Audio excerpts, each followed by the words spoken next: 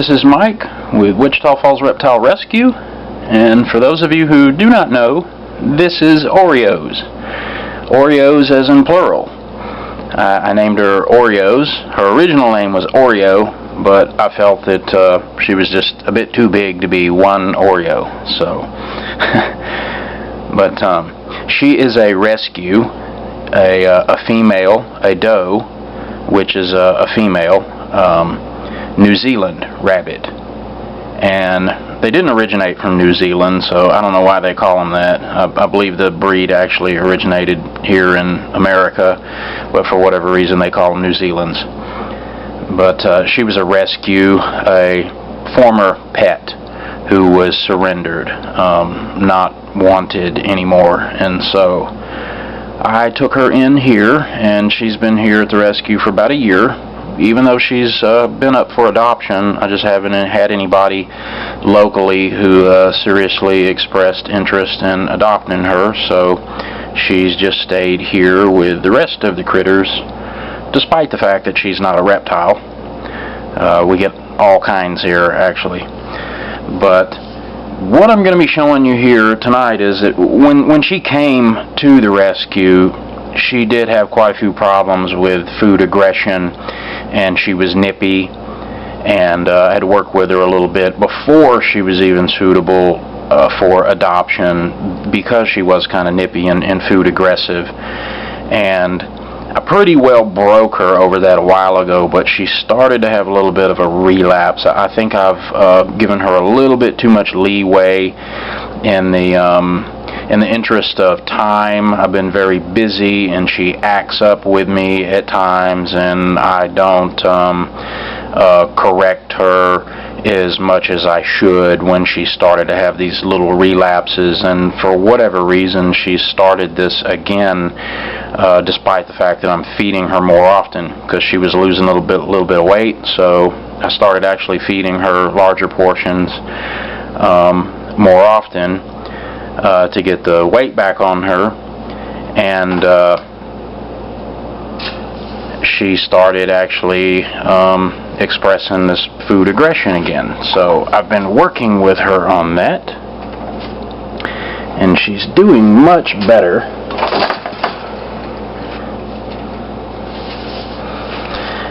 Pretty much just like a dog, just train her that this is my food, this is my bowl, until I tell her it's okay. Because she used to she would attack the bowl, attack your hand, come in and bite you. It's not often she actually bites hard enough to draw blood, but she can. A few times in the past she has broken the skin. But normally it's just a little bit of a nip. But she would give you a nip, and would give you a pretty good scratch with her front paws, kind of rear up like a horse and kick her front paws out and give you a good scratch to get your hand off the bowl. But she's doing a lot better again now. She knows that she needs to mind, and I'm just going a little step farther now. No.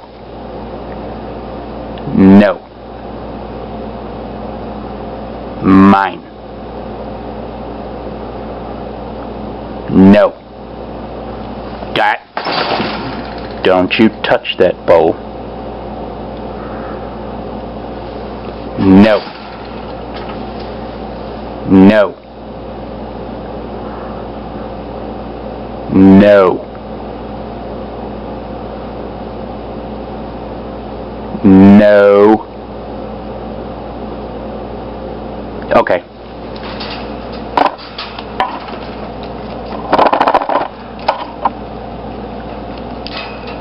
So she is doing better,